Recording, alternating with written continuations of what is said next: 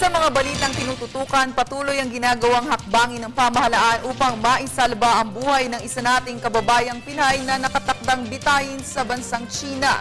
Isa na nga rito ang pakikipag-usap sana ni Vice President Jeju Marbinay sa mga opisyal ng China. Ngunit sa kasamaang palad, tinanggihan ito ng naturang bansa. Para sa detalye, balita mo kami, Julius Isamburo. Umaasa ang pamahalaan na maisasalba pa ang buhay ng isa nating kababayang nasa death row sa China. Ito ay matapos umapela ang Pilipinas na maipagpaliban ang sentensyang pagbitay sa isang Pilipinang sangkot sa pagdadala ng iligal na droga sa nabanggit na bansa.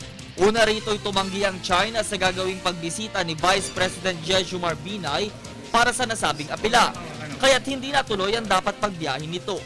Isang mensahe mula sa Chinese Ministry of Affairs ang nakarating kay BP Binay at ayon dito, hindi pa ito ang tamang panahon para siya'y tumungo doon. Nirerespeto naman ng pamahalaan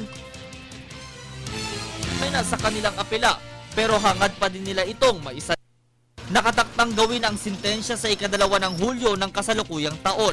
Maaalalang naaresto ang Pinay nating kababayan noong ika-25 ng Enero taong 2011 dahil sa dala nitong heroin. Isang dasal naman para sa kanyang kaligtasan at maging sa pamilya nito ang panawagan ng pamahalaan. Una na ding naiparating sa gobyerno ng China ang liham apela ni Pangulong Aquino na naglalayong pag-aani ng kaso. Hinihintay na lamang ang tugon ng naturang bansa sa ginagawang apela ng Pilipinas.